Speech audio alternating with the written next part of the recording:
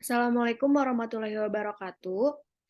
Kami di sini akan mempresentasikan mengenai mini modul akuntansi keuangan lanjutan satu mengenai intercompany profit transaction bonds dalam konteks upstream. Perkenalkan, nama saya Kartika Vela Andita dengan NIM akhir 077, kemudian ada Putrika Salsabila dengan NIM akhir 074, dan Siti Alia Salsabila dengan NIM akhir 075. Pertama, kami akan membahas teori. Teori dari transaksi obligasi antar perusahaan. Perusahaan acapkali mempunyai instrumen utang dari perusahaan afiliasi dan membenarkan aktivitas pinjam-meminjam antar perusahaan atas dasar kemudahan, fleksibilitas, dan efisiensi. Akuntansi untuk obligasi dan wesel antar perusahaan timbul ketika suatu perusahaan membeli instrumen utang perusahaan afiliasinya dari entitas luar. Ketika perusahaan menerbitkan obligasi, maka kewajiban obligasi akan mempresentasikan tingkat suku bunga pasar yang berlaku saat ini. Perubahan tingkat suku bunga pasar akan menciptakan perbedaan antar nilai buku dengan nilai pasar dari kewajiban obligasi tersebut. Perusahaan induk yang mana memiliki wewenang untuk mengendalikan semua pelunasan hutang dan keputusan lainnya bagi entitas konsolidasi atau entitas afiliasinya dapat memiliki opsi sebagai berikut. Pertama, perusahaan penerbit, induk maupun anak dapat menggunakan sumber yang ada untuk membeli dan menarik obligasi sendiri. Kemudian, perusahaan penerbit atau penerbit dapat meminjam uang dari entitas non-afiliasi dengan suku bunga pasar dan menggunakan dana tersebut untuk menarik obligasinya sendiri. Kemudian perusahaan penerbit dapat meminjam uang dari perusahaan afiliasi dan menggunakan dana tersebut untuk menarik obligasinya sendiri. Kemudian perusahaan afiliasi dapat membeli obligasi perusahaan penerbit di mana obligasinya ditarik secara konstruktif. Dalam tiga opsi pertama dapat disebut penarikan aktual atau actual retirement obligasi, yang artinya perusahaan penerbit akan mengakui keuntungan atau kerugian yang belum diakui sebelumnya pada ketiga situasi tersebut dan melibatkannya untuk mengukur laba bersih konsolidasi. Kemudian dalam opsi yang keempat atau yang terakhir dapat disebut penarikan konstruktif atau konstruktif retirement obligasi, yang artinya obligasi dapat ditarik untuk tujuan laporan konsolidasi karena investasi obligasi dan utang obligasi perusahaan induk dan anak bersifat timbal balik yang mana harus dieliminasi dalam proses konsolidasian. Kemudian selanjutnya ada keuntungan dan kerugian konstruktif atas obligasi antar perusahaan. Keuntungan konstruktif dapat dikatakan jika harga obligasi yang dibayar oleh perusahaan afiliasi lebih kecil daripada nilai buku obligasi. Sebaliknya, kerugian konstruktif dapat dikatakan jika harga obligasi yang dibayar oleh perusahaan afiliasi lebih besar daripada nilai buku obligasi. Nilai buku obligasi di sini artinya nilai nominal ditambah premi yang belum diamortisasi ataupun dikurangi diskonto yang belum diamortisasi dan biaya penerbitan. Keuntungan dan kerugian tersebut dikatakan konstruktif karena direalisasi dan diakui dari sudut pandang entitas konsolidasi, namun tidak dicatat dari sudut pandang perusahaan tersendiri.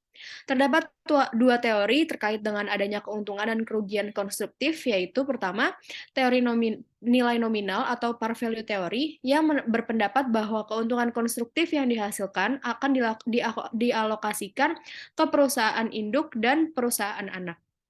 Kemudian dalam teori keagenan, berpendapat bahwa perusahaan afiliasi yang membeli obligasi antar perusahaan akan bertindak sebagai agen bagi perusahaan penerbit obligasi. Keuntungan konstruktif pada teori ini dialokasikan hanya ke perusahaan penerbit saja. Selanjutnya ada akuisisi obligasi perusahaan anak atau biasa disebut dengan upstream. SOR Corporation merupakan perusahaan afiliasi yang 90% dimiliki oleh Mango Corporation. SOR Corporation menjual obligasi kepada publik pada tanggal 1 Januari 2019 dengan nilai nominal $100.000 yang memiliki coupon rate 10% dan berjangka 10 tahun. 1 tahun setelah penjualan obligasi, pada tanggal 31 Desember 2019, Mango Corporation membeli obligasi yang beredar seharga $15.000 milik Star Corporation dengan nilai nominal $10.000, sehingga menimbulkan adanya penarikan konstruktif atau konstruktif retirement sebesar $10.000 dan kerugian konstruktif sebesar $5.000 yang dihasilkan dari $15.000 dikurang $10.000. Hanya 90% dari kerugian konstruktif yang dibebankan kepada pemegang saham, mayoritas karena pembelian obligasi kepada perusahaan anak merupakan penjualan upstream, yang mana akan berpengaruh nantinya kepada non-controlling interest. Kemudian, apabila perusahaan adalah perusahaan afiliasi penerbit, maka keuntungan dan kerugian antar perusahaan atas obligasi harus dialokasikan ke controlling dan non-controlling interest di dalam laporan laba rugi konsolidasi. Sehingga dalam kasus ini, kerugian konstruktif sebesar 5.000 tersebut harus dialokasikan ke Mango Corporation sebesar 4.500 sesuai dengan kepemilikannya itu 90% dan non-controlling interest sebesar $500 dengan 10% kepemilikan dari NCI tersebut. Selanjutnya, ada obligasi perusahaan anak dibeli oleh perusahaan induk. Studi kasus pada bagian ini yaitu PIN Corporation memiliki 90% saham biasa di Sun Corporation. Kepemilikan PIN pada Sun tersebut dibeli tahun 2013 pada nilai bukunya seharga $8.225.000. Modal saham Sun adalah $9 juta dan laba ditahannya adalah $150.000 pada tanggal akuisisi. Lalu pada tanggal 31 Desember 2015, Sun mempunyai obligasi 10% yang beredar dengan nilai nominal $8 juta dengan diskonto yang belum diamortisasi sebesar $300.000. Lalu obligasi itu dibayar pada bunganya dibayar pada tanggal 1 Januari dan 1 Juli setiap tahunnya, dan jatuh tempo obligasi itu 5 tahun. Pada tanggal 2 Januari 2016, PIN Corporation membeli 50% obligasi yang beredar milik Sun seharga $4.150.000 secara tunai. Transaksi ini merupakan penarikan konstruktif dan menyebabkan kerugian sebesar $300.000 dari sudut pandang entitas konsolidasi karena kewajiban sebesar $3.850.000, yaitu 50% dari nilai buku obligasi, yaitu $7.700. Ditarik dengan biaya $4.150.000. Kerugian tersebut dibebankan ke Sun Corporation menurut teori bahwa manajemen perusahaan induk bertindak sebagai agen bagi Sun, yaitu perusahaan penerbit pada semua transaksi obligasi antar perusahaan. Lalu selama tahun 2016, Sun mencatat beban bunga atas obligasi tersebut sebesar $860.000. Nilai nominalnya $8 juta dikalikan 10%, lalu ditambah dengan amortisasi diskonto sebesar $60.000. Lalu beban bunga ini sebesar $430.000 ini berhubungan dengan obligasi antar perusahaan. PIN mencatat pendapatan bunga dan investasinya dalam obligasi selama tahun 2017 sebesar $370.000. Nominalnya itu $4 juta dikali 10% dikurangi amortisasi premi sebesar $30.000. Perbedaan sebesar $60.000 antara beban bunga dan pendapatan bunga atas obligasi antar perusahaan mencerminkan pengakuan 1/5 kerugian konstruktif selama 2017. Pada 31 Desember 2017, pembukaan PIN dan Sun tidak mengakui kerugian konstruktif sebesar $240.000 melalui amortisasi premi, yaitu pembukuan PIN dan amortisasi diskonto dalam pembukuan Sun.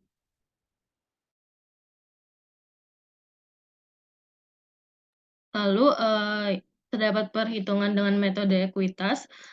Sun melaporkan laba bersih sebesar $650.000 pada tahun 2016. Dan PIN menghitung labanya dari Sun sebesar $369.000 sebagai berikut, yaitu 90% dari $650.000 laba yang dilaporkan oleh Sun, yaitu hasilnya $585.000, lalu dikurangi dengan kerugian konstruktif sebesar $300.000 dikali 90%, yaitu $270.000, lalu ditambah pengakuan kerugian konstruktif sebesar $60.000 dikali 90%, yaitu $54.000, yang menghasilkan laba investasi dari Sun yaitu sebesar $369.000. Lalu ayat jurnal yang dibuat oleh PIN untuk memperhitungkan investasinya dalam Sun selama tahun 2016 yaitu sebagai berikut. 31 Desember 2016 mencatat investasi dalam SAN pada laba dari SAN sebesar $585.000. Lalu untuk mencatat 90% laba yang digunakan SAN untuk tahun 2016 yaitu mencatatnya laba dari SAN pada investasi dalam SAN sebesar $270.000. Lalu untuk menyesuaikan laba investasi dari SAN terhadap 90% dari $60.000, pengakuan bagian per bagian kerugian konstruktif atas obligasi SAN selama tahun 2016. Pada tahun-tahun di masa depan hingga jatuh tempo obligasi, PIN menghitung laba dari SAN dengan menambahkan $54.000 setiap tahunnya ke bagian PIN atau laba yang dilaporkan oleh SAN. Akun investasi PIN Corporation dalam SAN pada 31 Desember 2016 memiliki saldo sebesar $9.594.000. Saldo ini sama dengan nilai buku tercatat investasi PIN dalam SAN pada tanggal 1 Januari 2016 ditambah laba investasi dari SAN untuk tahun 2016 sebesar $369.000. Investasi dalam SAN tanggal 1 Januari 2016 yaitu $10.250.000 dikali 90% yaitu $9.225.000 ditambah laba dari SAN yaitu $369.000. Maka investasi dalam SAN pada 31 Desember 2016 yaitu sebesar $9.594.000. Pada kertas kerja laporan keuangan konsolidasi PIN Corporation dan perusahaan anak akan menunjukkan kerugian konstruktif sebesar $300.000 atas obligasi perusahaan disajikan dalam laporan laba rugi konsolidasi untuk tahun 2016 karena obligasi SAN dengan nilai nominal $4 juta telah ditarik secara konstruktif. Neraca konsolidasi melaporkan utang obligasi sebesar $3.880.000 yaitu didapatkan dari $4 juta dikurangi diskonto yang belum diamortisasi sebesar $120.000 berhubung dengan obligasi yang dimiliki oleh pihak di luar entitas konsolidasi. Selanjutnya mengenai pengaruh kerugian konstruktif terhadap beban hak minoritas dan laba bersih konsolidasi.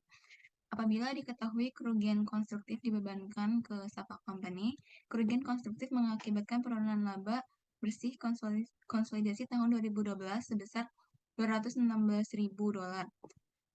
Hak minoritas untuk tahun tersebut adalah $41.000 yang didapat dari $650.000 dikurang $300.000 ditambah $600.000 kemudian dikali 10%.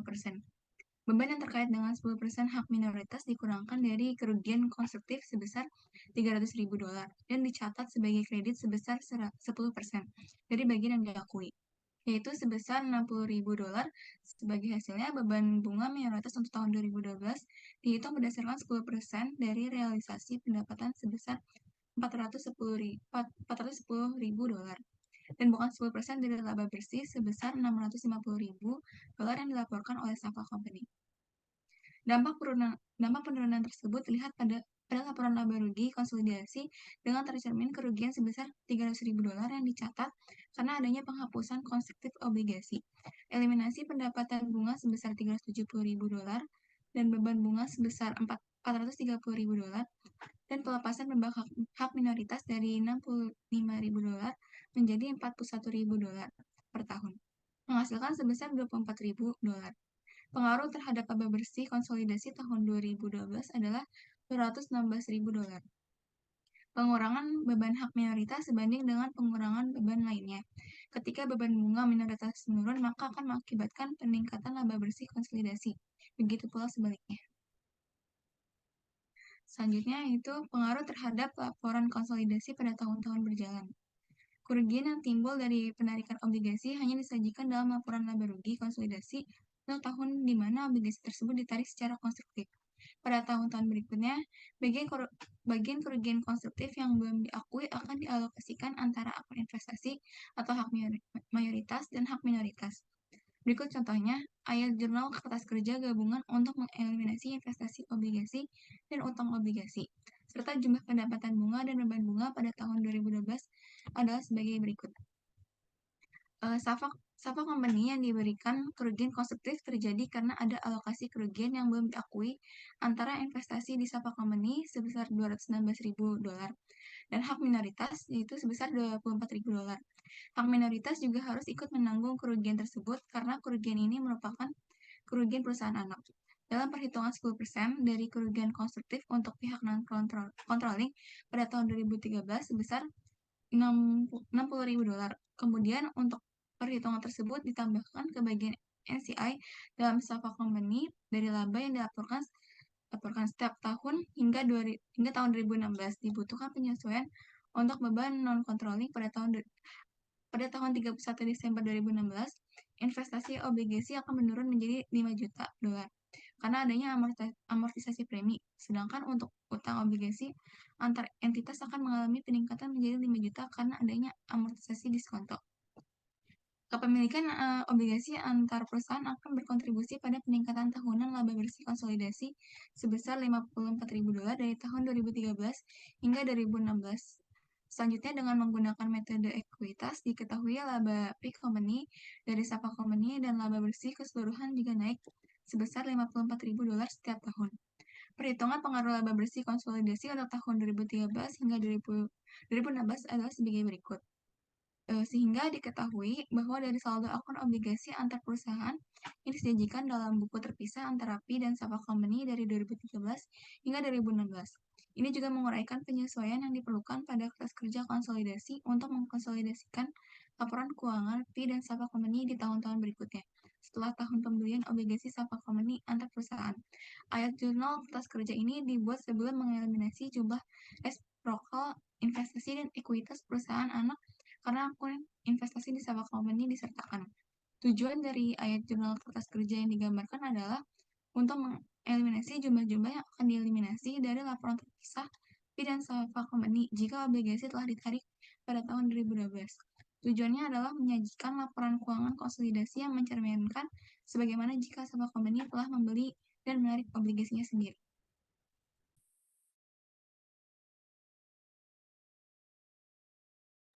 Baik, untuk soal multiple choice yang pertama, ini ada ilustrasi untuk menjawab soal dari nomor 1 hingga nomor 3. Pertama, Jacob Corp mengakuisisi 70% saham di Brandon Corp seharga $21 juta pada 31 Desember 2021. Ketika ekuitas Brandon terdiri dari $18.800, modal saham biasa dan $11.200 laba ditahan. Kemudian pada tanggal 2 Januari 2021, Brandon mempunyai obligasi yang beredar sebesar $7 juta par 7 juta par 4% dan 5 tahun dengan diskonto yang belum diamortisasi sebesar $800. Pada 1 Juli 2022, Jacob membeli 30% dari obligasi ini seharga $2.500.000. Bunga dibayarkan setengah tahunan pada tanggal 1 Januari dan 1 Juli. Berdasarkan ilustrasi di atas, berapakah nilai buku obligasi saat Jacob Corp membeli obligasi pada 2 Januari 2022? Pembahasannya, nilai obligasi yang beredar itu senilai $7 juta, kemudian dikurangi dengan unamortized discount, yaitu $800.000, sehingga nilai buku dari obligasi ini adalah $6.200.000. Kemudian, keuntungan atau kerugian konstruktif yang seharusnya muncul dalam laporan laba rugi konsolidasi Jacob Corporation dan anak perusahaan untuk tahun 2022 adalah pertama, bonus retirement-nya, karena dia membeli 30% dari obligasi, maka 30% dikali nilai buku obligasi senilai $6.200.000 sehingga dihasilkan senilai $1.860.000. Kemudian harga belinya adalah $2.500.000 sehingga terdapat kerugian dari adanya pembelian obligasi ini senilai $640.000. Kemudian, berapakah jumlah pendapatan bunga pada laporan, pembukuan Jacob Corp selama tahun 2022? Pertama, 1 Juli 2022, cash pada interest revenue senilai 42.000 yang dihasilkan, dari 7 juta dikali 30% dikali 4% dikali 6/12, karena, dia membeli, pada 1 Juli 2022. Kemudian, di tanggal 31 Desember 2022 terdapat jurnal interest receivable pada interest revenue senilai 42.000 juga. Kemudian ada amortized premium yaitu interest revenue pada investment in bonds senilai 40.000 yang dihasilkan dari 2.500.000 dikurang 30% dikali 7 juta dibagi 5 dikali 6/12 sehingga total interest revenue dari obligasi ini terdapat 42.000 ditambah 42.000 dikurang 40.000 dolar sehingga menghasilkan total interest revenue-nya 44.000 dolar. Selanjutnya, pada nomor 4, manakah dari berikut ini yang bukan merupakan karakteristik dari penarikan obligasi konstruktif dari obligasi antar perusahaan transaksi? A. Obligasi dihentikan hanya untuk laporan konsolidasi. B. Investasi obligasi timbal balik antar perusahaan dan jumlah liabilitas dieliminasi dalam konsolidasi proses. C. Setiap keuntungan atau kerugian dari transaksi obligasi antar perusahaan diakui pada pembukuan penerbit. D. Untuk tujuan laporan konsolidasi, keuntungan atau kerugian atas penarikan obligasi secara konstruktif adalah selisih antara nilai buku kewajiban obligasi dan harga beli obligasi investasi. Pada pertanyaan ini, jawaban yang benar adalah C, yaitu setiap keuntungan atau kerugian dari transaksi obligasi antar perusahaan diakui pada pembukuan penerbit. Lalu untuk nomor 5, PIN mengakuisisi 80% saham modal SAN seharga 3.320.000 dolar pada 1 Januari 2018. Ketika modal saham SAN adalah 4 juta dolar dan laba ditahan SAN adalah 150.000 dolar. Pada tanggal 2 Januari 2020, PEM mengakuisisi 400.000 dolar dari par dari 10% obligasi SAN di pasar seharga 391.000 dolar. Pada tanggal mana premi yang belum diamortisasi untuk hutang obligasi pada pembukuan SAN adalah 90.000 dolar. Obligasi tersebut membayar bunga pada tanggal 1 Januari dan 1 Juli, dan saat jatuh tempo obligasinya itu 1 Januari 2025. Utang obligasi PIN dikurangi diskon yang belum diamortisasi akan muncul di neraca konsolidasi pada tanggal 31 Desember 2016 sebesar pembahasannya nilai nominal utang obligasinya itu 400.000 dolar. Dikurangi diskon yang belum diamortisasi yaitu 8.000 dolar dikurangi 2.000 dolar yaitu 6.000 dolar. Maka nilai buku obligasinya menjadi 394.000 dolar. Lalu untuk utang obligasinya itu 394.000 dolar yaitu nilai buku obligasi dikali kepemilikan PIM yaitu 80%, maka dihasilkan 315.200 dolar. Lalu untuk nomor 6, manakah di bawah ini yang bukan sifat dari keuntungan dan kerugian konstruktif obligasi? A. Timbul ketika perusahaan membeli obligasi dari entitas lainnya. B. Keuntungan dan kerugian tidak direalisasikan pada entitas konsolidasi. C. Timbul ketika perusahaan membeli obligasi dari perusahaan afiliasi.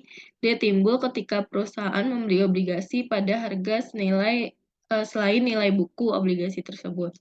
Untuk pertanyaan ini, jawaban yang benar adalah B, yaitu keuntungan dan kerugian tidak direalisasikan pada entitas konsolidasi. Selanjutnya, terdapat ilustrasi untuk menjawab soal nomor 7 dan 8. Mark Corporation memiliki 90% saham anak perusahaannya. J Corporation diakuisisi ketika nilai buku aset bersih J Corporation sama dengan nilai wajarnya. Pada tanggal 1 Januari 2018, Mark Corporation membeli 20% obligasi J Corporation dengan harga 650.000 dolar. J Corporation memiliki 10% senilai 4 juta dolar par bonds dengan premi yang belum diamortisasi sebesar 400.000 dolar yang akan jatuh tempo dalam 10 tahun. Obligasi akan dibayar mulai 1 Januari hingga 1 Juli. Pertanyaan untuk nomor 7 adalah 10% bonds payable yang harus disajikan dalam laporan laba rugi konsolidasi tahun 2018 adalah A.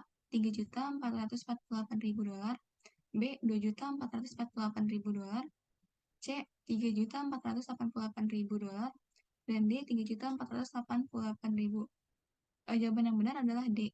$3.488.000. Pembahasannya adalah book value Jack Bond pada 1 Januari 2018 adalah $4.400.000. Kemudian amortisasi bonds untuk 1 tahun yaitu yang didapat dari 400.000 dibagi 10 yaitu $40.000. Book value Jack Bond pada 31 Desember 2018 adalah 4.360.000 yang didapat dari 4.400.000 dikurang 40.000. Kemudian 10% bonds payable yang harus dilaporkan dalam laba rugi konsolidasi pada tahun 2018 adalah 80% dikali $4.360.000, sehingga jawabannya adalah $3.488.000. Untuk nomor 8, pertanyaannya adalah interest expense yang harus disajikan dalam laporan laba rugi konsolidasi tahun 2018 adalah A. $248.000, B. $288.000, C. $400.000, dan D. $360.000. Pada pertanyaan ini jawabannya adalah B, yaitu $288.000. Bahasannya adalah total interest expense for the year yaitu adalah $360.000 yang didapat dari 4 juta dolar dikali 10%, kemudian dikurang $400.000 dibagi 10. Kemudian interest expense yang harus disajikan laporan laba rugi konsolidasi pada tahun 2018 adalah sebesar $288.000 yang didapat dari 80% total interest expense yaitu 80% dikali $360.000. Kemudian terdapat ilustrasi untuk menjawab soal nomor 9 dan 10.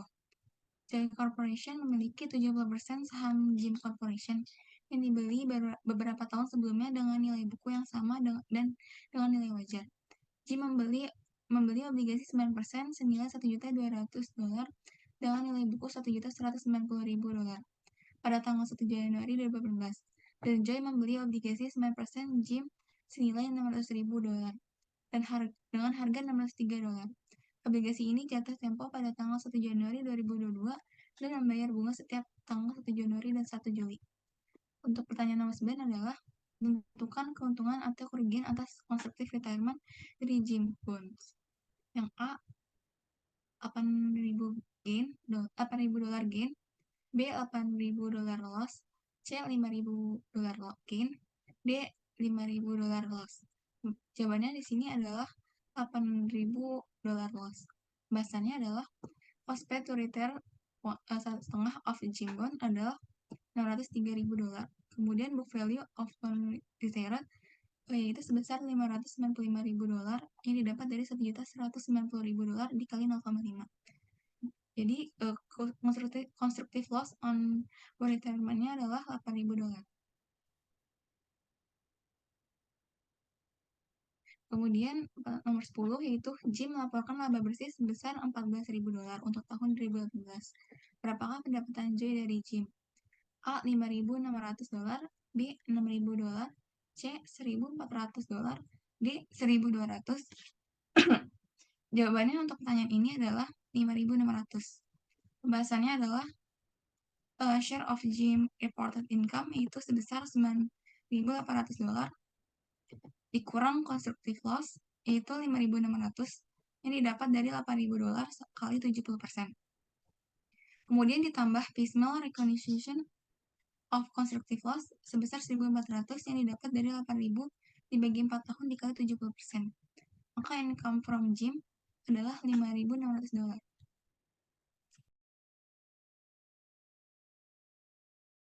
Kemudian untuk soal mini essay, yang pertama adalah Pony Corp adalah perusahaan induk Sony Corp yang diakuisisi pada 2020.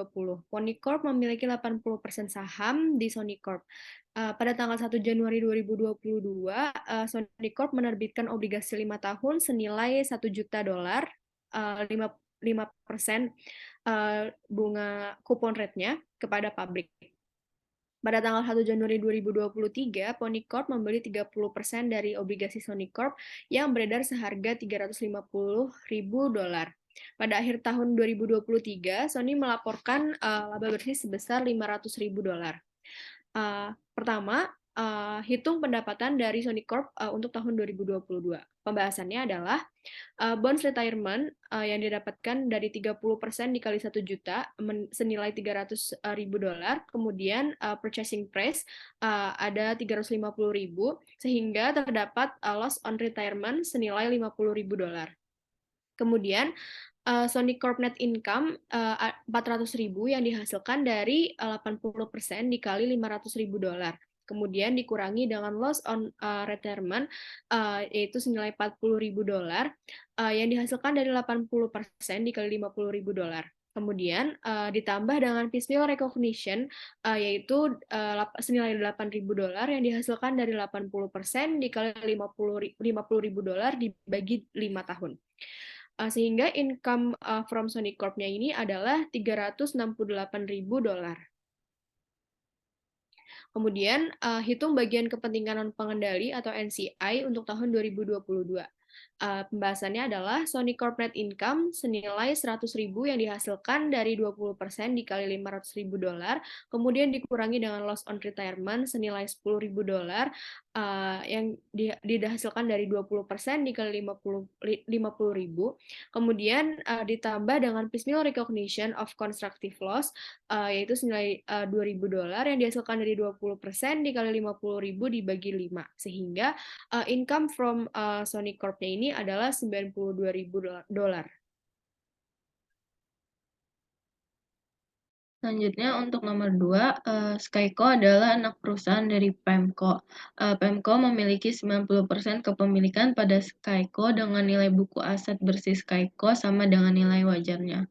Pada tanggal 1 Januari 2021, Sky Company memiliki 10% obligasi dengan nilai par $1.500.000 dengan premi yang belum diamortisasi sebesar $150.000.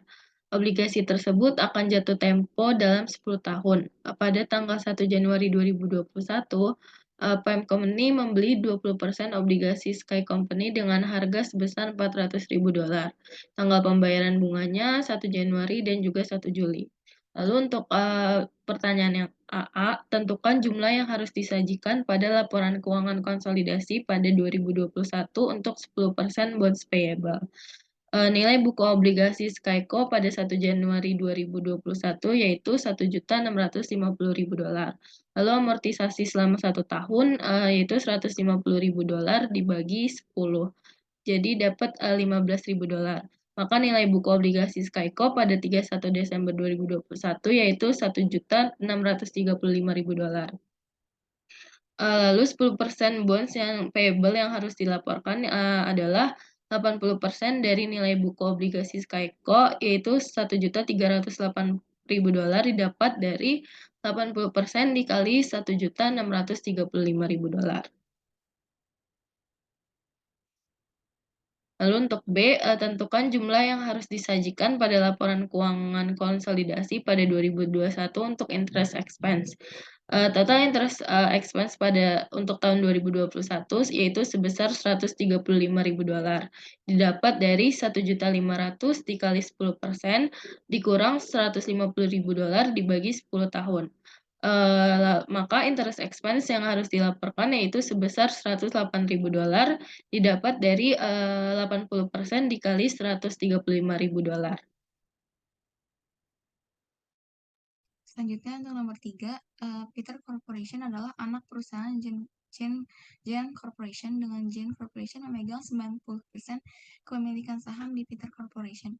Pada tahun 2014, Gen Corporation mengakuisisi Peter Corporation. Pada tanggal 1 Januari 2016, Peter Corporation menerbitkan obligasi 5 tahun senilai $800.000 senilai par 5% pada publik. Kemudian pada tanggal 1 Januari 2017, Gen Corporation membeli 20% dari obligasi Peter Corporation yang beredar seharga $185.000. Pada akhir tahun 2017, Peter Corporation melaporkan laba bersih sebesar $400.000. Yang pertanyaan nomor A, hitung berapa pendapatan dari Peter Corporation untuk tahun 2017. Jawabannya adalah cost paid to retire 20% of Peter Corporation bonds sebesar $185.000. Kemudian book value of bond retired sebesar $160.000 yang didapat dari 20% dikali $800.000. Kemudian dikurang akan menghasilkan constructive loss on bond retirement sebesar $25.000. Kemudian 90% of Peter Corporation net income sebesar $360.000 yang didapat dari 90% kali $400.000. Kemudian 90% of constructive loss on bond retirement sebesar $22.500 yang didapat dari 90% dikali $25.000. Selanjutnya ada piecemeal recognition of reconstructive loss sebesar $4.500 yang didapat dari 90% dikali 25.000 dibagi 5. Kemudian income from Peter Corporation ini dapat dari pengurangan yaitu sebesar $342.000. Selanjutnya yang B yaitu hitung NCI share untuk tahun 2017. Jawabannya adalah dengan cara 10% of Peter Corporation net income sebesar 40.000 yang didapat dari 10% dikali 400.000. Kemudian 10% of constructive loss on bond retirement sebesar $2.500 yang didapat dari 10% kali $25.000. Selanjutnya ada 10% of piecemeal recognition of constructive loss sebesar $500 yang didapat dari 10% dikali $25.000 dibagi 5. Sehingga non-controlling interest share-nya adalah $38.000.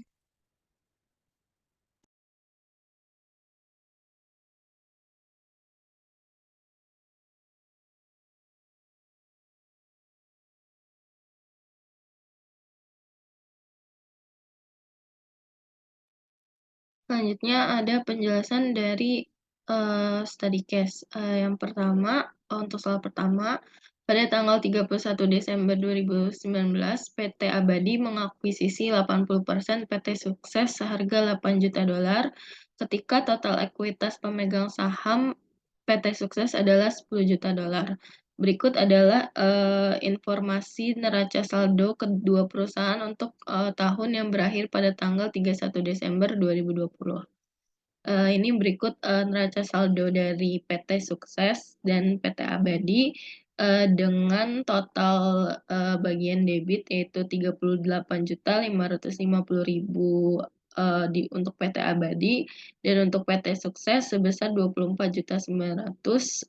Lalu untuk bagian kreditnya sama totalnya 38.550.000 untuk PT Abadi dan 24.900.000 untuk PT Sukses. Lalu ada informasi tambahan yaitu selama tahun 2020 PT Sukses menjual persediaan kepada PT Abadi seharga $1 juta dengan laba kotor 20%. Setengah dari persediaan ini tetap di PT Abadi. Lalu pada tanggal 1 Juli 2020 PT Abadi membeli sebuah bangunan dari PT Sukses dengan membayar tunai sebesar $5 juta. Bangunan memiliki masa manfaat 10 tahun dan didepresiasi dengan metode garis lurus. Tepat sebelum dijual, PT Sukses mencatat bangunan itu di bukunya seharga $4 juta.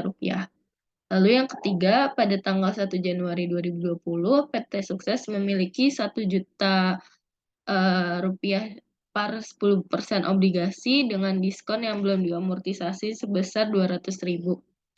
Obligasi ini jatuh tempo pada tanggal 1 Januari 2022.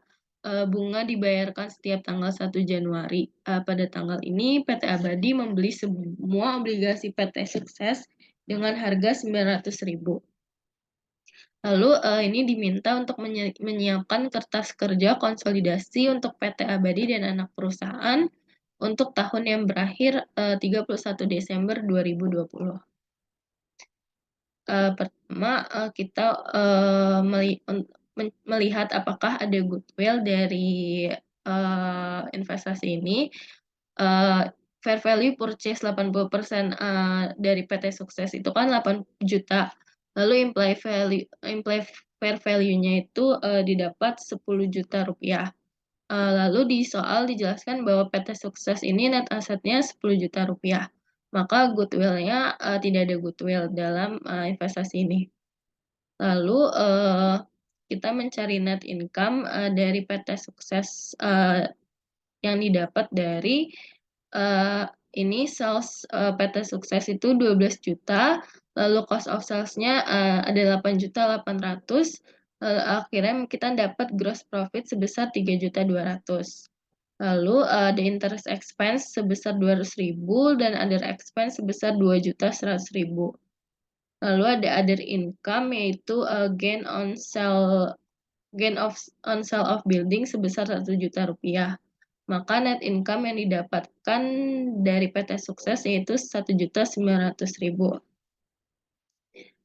Setelah mendapat net income dari PT Sukses, kita dapat mencari income from PT Sukses.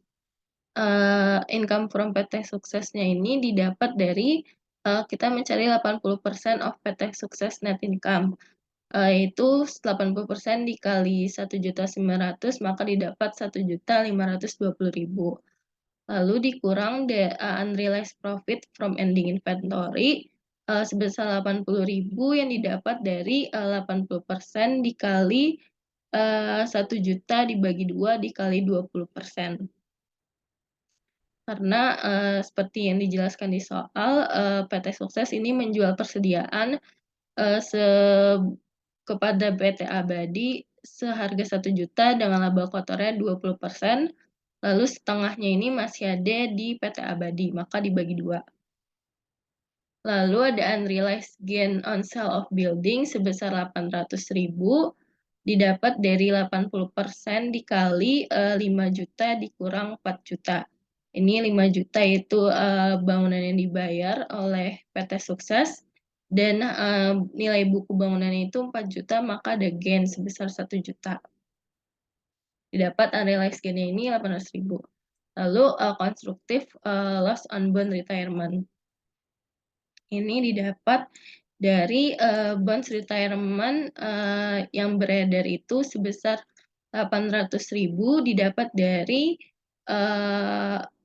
nilai nominalnya 1 juta dan ada diskon yang belum diamortisasi 200.000, maka bond retirement-nya 800.000, purchasing price-nya 900.000, maka loss on retirement-nya sebesar 100.000.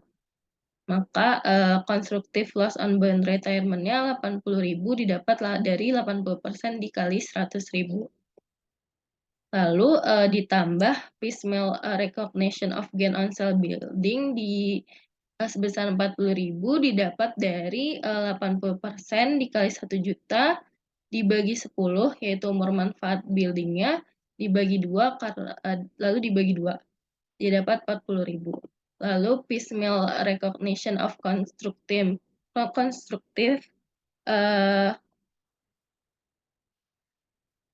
ini maksudnya loss dari bonds, itu sebesar 40.000 didapat dari ini piecemeal on bonds-nya itu 50.000 didapat dari 100.000 dibagi 2 tahun. Maka piecemeal-nya 80% dikali 50.000, maka didapat 40.000. Maka income from PT Suksesnya itu senilai 640.000. Lalu kita mencari NCI.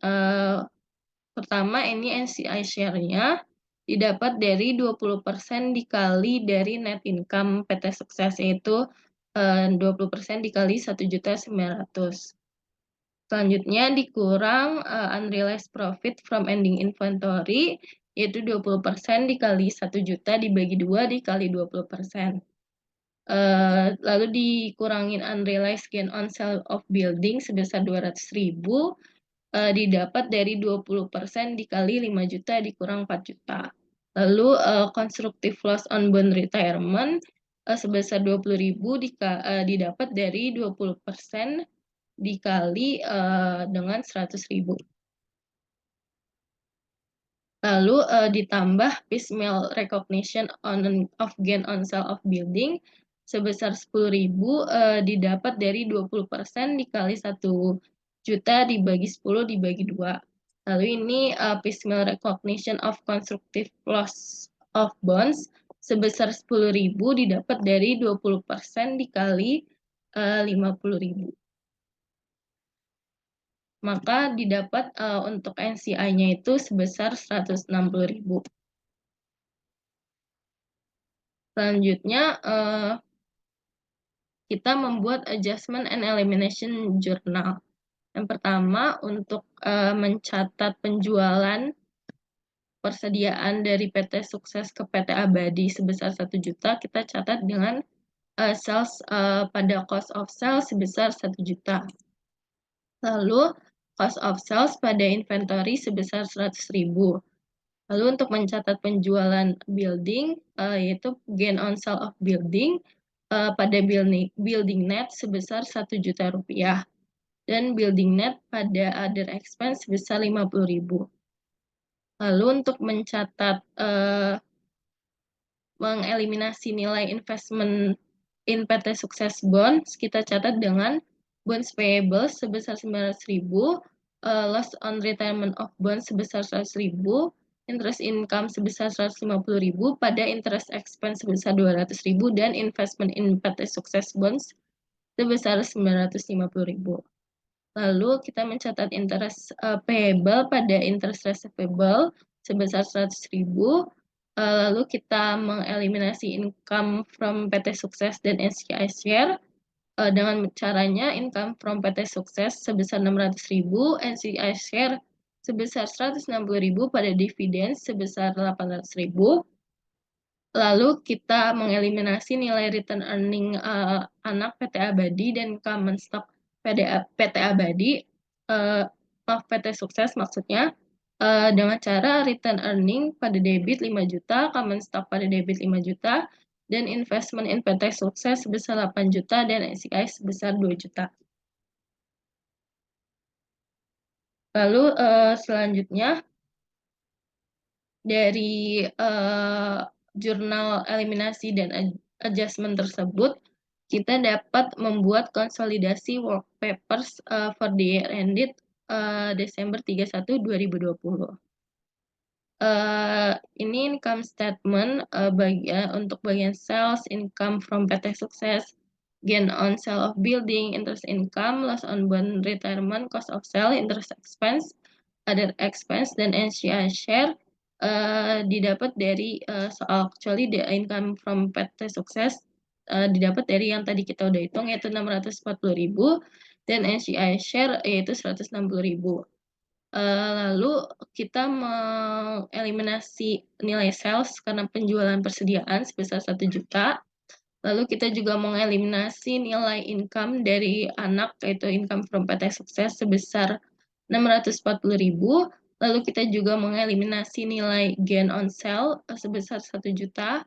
Lalu kita juga mengeliminasi interest income sebesar 150.000. Lalu kita memunculkan nilai loss on bonds retirement sebesar 100.000.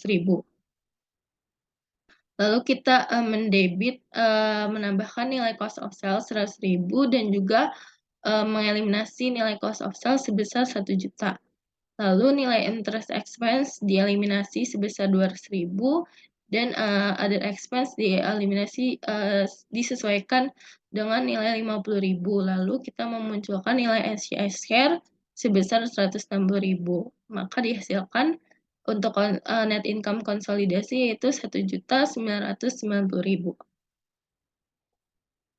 Lalu selanjutnya untuk RE changes atau return earning changes, ini beginning-nya untuk perusahaan induk yaitu 12 juta dan perusahaan anak 5 juta. Lalu kita mengeliminasi RE beginning anak 5 juta, maka didapat dikonsolidasi RE beginning-nya 12 juta. Lalu untuk net income kita turunkan dari bawah 1.990.000, lalu dividen 500.000 untuk induk dan 800.000 untuk anak. Lalu kita eliminasi yang 800.000 yang dimiliki oleh anak, maka sisa 500.000 yang dimiliki oleh induk.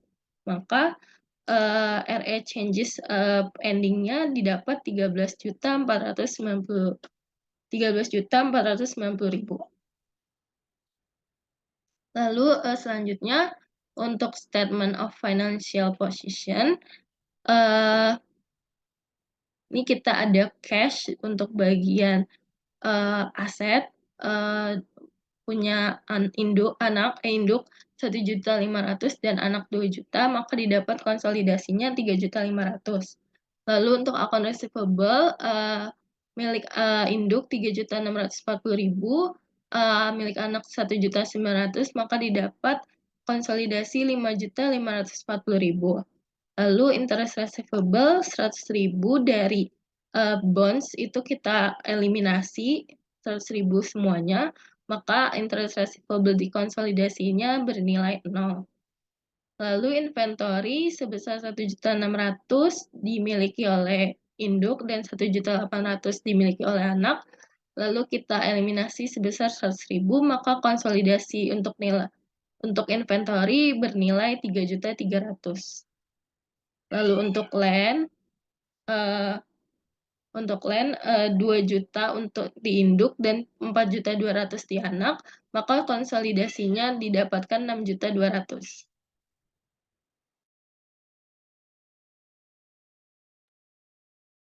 Lalu untuk equipment net sebesar 2.100.000 di induk dan 1.100.000 di anak, maka konsolidasinya didapatkan 3.200.000.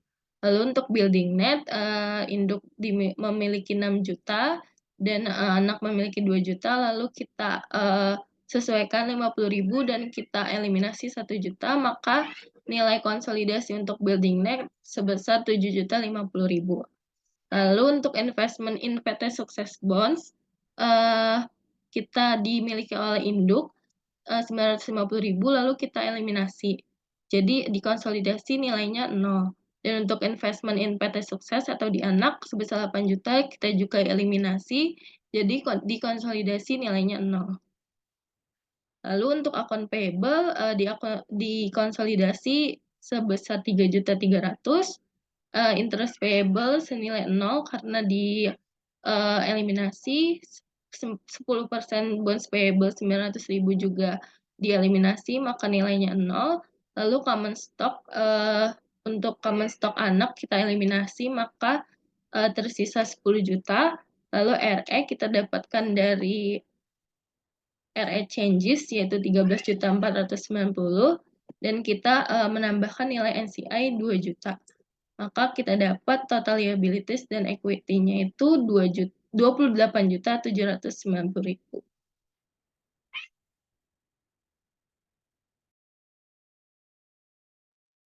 Kemudian untuk study case yang kedua, ada pertanyaan dan soal pada tanggal 1 Januari 2020, perusahaan PAM mengakuisisi 80% kepemilikan di perusahaan SAN senilai 200.000. Ekuitas pemegang saham SAN pada saat diakuisisi terdiri dari modal saham dan laba ditahan masing-masing adalah 150.000 dan 100.000.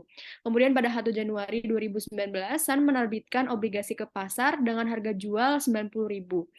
Nilai nominalnya 80.000. 2 tahun dan bunga kuponnya adalah 12%. Pada 1 Juli 2020, PAM membeli 40% obligasi SAN dari pasar dengan harga beli 37.000. Bunga dibayar dan diamortisasi premium diskon atau diskon dan dilakukan tiap 1 Januari dan 1 Juli. Amortisasi obligasi dilakukan dengan menggunakan metode garis lurus. Kemudian di sini diminta untuk membuat eliminasi jurnal yang dibutuhkan dan kertas kerja konsolidasian. Untuk pertama-tama kita akan memperhitungkan schedule alokasi investasinya. Yang pertama adalah fair value purchase 80% interest of PT SAN, yaitu senilai 200.000. Kemudian implied fair value-nya adalah 250.000. Kemudian PT Sukses net asetnya diketahui ada modal saham dan laba ditahan senilai 250.000. Kemudian goodwill-nya yang dihasilkan itu enggak ada atau 0. Kemudian NCI-nya karena perusahaan PAM-nya mengakuisisi 80% sehingga NCI-nya hanya 20%. Sehingga NCI-nya bernilai 50% yang dihasilkan dari 25.000 20% dikali 250.000.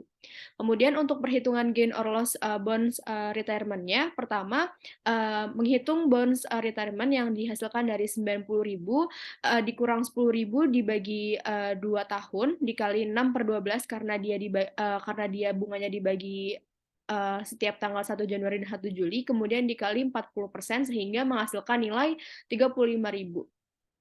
Kemudian purchasing price-nya sesuai yang disebutkan di soal adalah 37.000 sehingga terdapat loss on retirement-nya senilai 2.000. Kemudian nominal bonds-nya diambil dari 80.000 dikali 40% atau 32.000.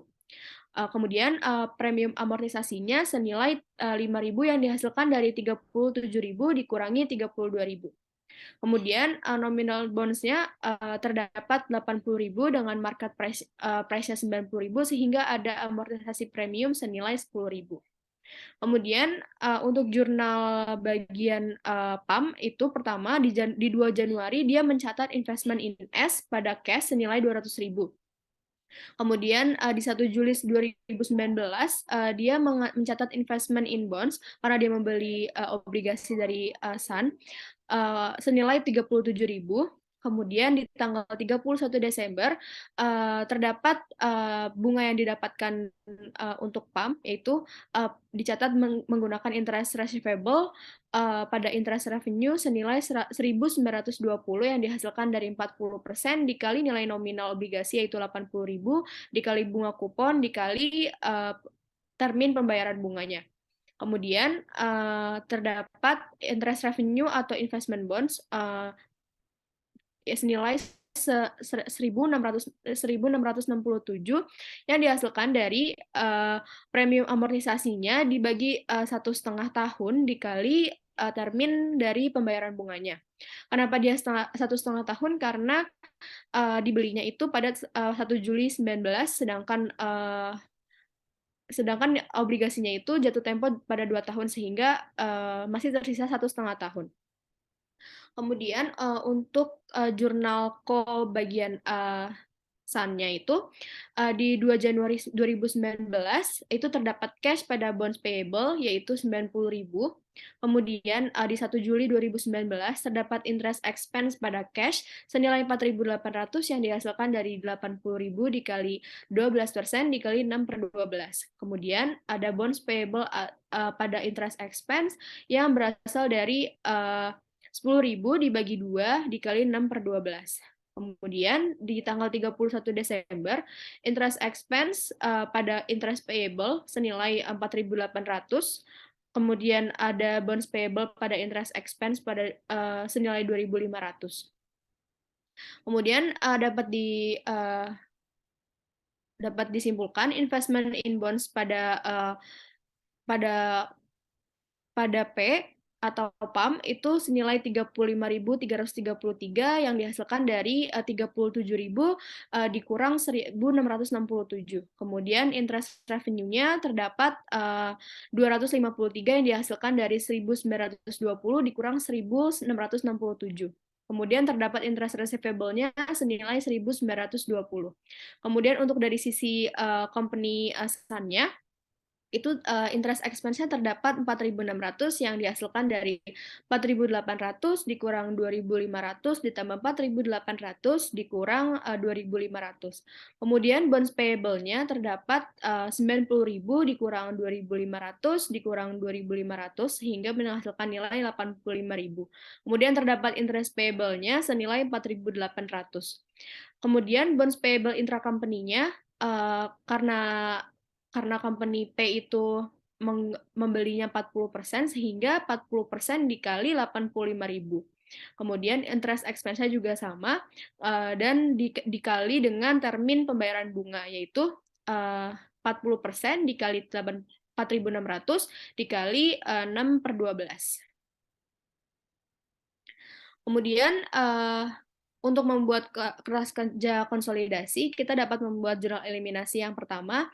Kemudian pertama adalah bonds payable pada loss on retirement pada investment in bonds. bonds payable senilai 34.000, loss on retirement senilai 1.333, dan investment in bonds-nya 35.333. Kemudian terdapat jurnal eliminasi interest payable pada interest receivable senilai 1.920. Kemudian interest revenue 253, loss on retirement 667 pada interest expense 920. Kemudian terdapat NCI share senilai 6.813 pada dividen 600 yang dihasilkan dari 80% dikali 3.000. Kemudian NCI-nya adalah 6.213. Kemudian terdapat income from S yaitu 27.253 pada dividen 2.400 dan investment in S 24.853. Kemudian mengeliminasi common stock senilai 150, return earning 100.000 pada investment in S 200.000 dan NCI 50.000. Kemudian untuk menghitung income from Sun, kita harus menghitung net income yang terjadi di company S dulu. Yang pertama, 50.000 ini sudah diberikan dari soal, kemudian dikurangi interest revenue, ditambah interest revenue, ditambah income from S-nya 0, kemudian dikurangi interest expense sebesar 4.600, kemudian dikurangi dengan operating expense yang sudah diberikan 10.000 sehingga menghasilkan nilai 35.400. Kemudian untuk menghitung income from S untuk company P, kita akan merecognize net income yaitu 80% dikali dengan net income dari company S yaitu 80% dikali 35.400. Sehingga menghasilkan nilai 28.320, kemudian dikurangi dengan recognition excess amortization, dikurangi LYBD awal dan LYBD akhir, kemudian constructive loss-nya terdapat 80% dikali loss on retirement-nya yaitu 2.000, yaitu menghasilkan nilai 1.600. Kemudian amortisasi constructive loss-nya adalah 80% dikali 80% dikali 2.000 dibagi 1,5 dikali 6/12. Kemudian kita bisa menghitung pula perhitungan NCI dan NCI share. Untuk NCI ini ada recognized net income yaitu 50.000 didapatkan dari perhitungan alokasi investasi, kemudian ditambah dengan recognition excess amortization-nya, kemudian dikurangi dengan dividen, constructive loss, dan record piecemeal constructive loss. Kemudian menghasilkan nilai 56.213. Kemudian untuk NCI share-nya terdapat recognition excess amortization senilai 7.080, kemudian dikurangi dengan constructive loss dan dikurangi dengan record piecemeal constructive loss-nya sehingga menghasilkan nilai 6.813. Kemudian kita akan masuk ke kertas kerja konsolidasinya. Pertama, sales 200 pada P, kemudian pada S 50.000 sehingga konsolidasinya 250.000. Kemudian ada interest revenue yang didapatkan 253 ini dari adanya interest revenue di jurnal company P. Kemudian dieliminasi 253 sesuai dengan jurnal eliminasinya. Kemudian menghasilkan nilai 0. Kemudian income from S yang sudah dihitung tadi senilai 27.253, kemudian dieliminasi juga, kemudian sehingga menghasilkan nilai 0 di konsolidasinya. Kemudian interest expense pada company S 4.600 sesuai dengan jurnal yang telah dibuat. Kemudian dieliminasi senilai 920 karena adanya interest expense intra-company yang ada pembelian dari bulan Juli 2019. Kemudian kemudian interest expense di konsolidasinya menjadi 3.680. Kemudian ada operating expense yang memang sudah diberikan di soal nilainya, kemudian dikonsolidasi menjadi 80.000. Kemudian ada loss on bonds retirement itu senilai 2.000 sesuai yang sudah kita hitung tadi. Kemudian terdapat NCI share yang harus dieliminasi juga senilai 6.813 sesuai yang kita hitung tadi. Kemudian net income consolidation-nya itu menjadi 157.507 rupiah. Untuk konsolidasi dan untuk net income konsolidasi dan net income company P harus balance. Kemudian untuk RE changes-nya, pertama beginning-nya itu 200 dan 100, ini sudah diberikan di soal, kemudian dieliminasi dari company S-nya 100.000 sehingga konsolidasinya 200.000, kemudian net income-nya sesuai yang udah dihitung 157 dan 157.507 dan 35.400 sehingga konsolidasinya adalah 157.507. Kemudian dividennya sudah diberikan di soal 20.000 dan 3.000. Kemudian dieliminasi senilai 3.000 karena ada jurnal eliminasi untuk dividen. Kemudian RE ending pada consolidation itu 337.507. Kemudian pada statement of financial position terdapat cash and other current asset yaitu 539.400 dan 377.200 yang telah diberikan di soal sehingga consolidation-nya 916.600. Kemudian investment in bonds-nya 35.333 sesuai yang kita hitung tadi pada jurnal, kemudian dieliminasi 35.333 dan menghasilkan dikonsolidasi 0. Kemudian investment in S 224.853 karena adanya pertambahan dari 24.853. Kemudian dieliminasi senilai 224.853 sehingga menghasilkan konsolidasinya 0. Kemudian ada interest receivable yaitu senilai 1.920 yang kemudian akan dieliminasi senilai 1.920 dan konsolidasinya akan menjadi 0. Kemudian total aset dari konsolidasinya itu adalah 916.600. Kemudian ada other liability yaitu yang sudah diberikan yaitu 64.000 dan 5.000 yang memiliki nilai konsolidasi 69.000. Kemudian pada bonds payable dalam company X itu 85.000 sesuai yang sudah dihitung. Kemudian dieliminasi dengan 34.000 yaitu karena adanya bonds payable intra-company-nya. Kemudian menghasilkan nilai konsolidasi senilai 51.000. Kemudian interest payable-nya 4.800 dan dieliminasi senilai 1.920. Kemudian menghasilkan nilai konsolidasi 2.880. Kemudian ada common stock yang sudah diberikan pada soal. Kemudian dieliminasi dengan adanya common stock pada company S, yaitu konsolidasinya menjadi 400.000. Kemudian RE-nya itu diambil dari RE ending yang telah dihitung, dan dieliminasi dengan company S-nya 132.400 dan menghasilkan nilai konsolidasi 337.507. Kemudian pada NCI terdapat 56.213 yang telah kita hitung di sini. Kemudian terdapat dikonsolidasinya NCI-nya senilai 56.213. Kemudian total liability plus equity-nya itu 916.600 yang mana sudah balance dengan total asetnya.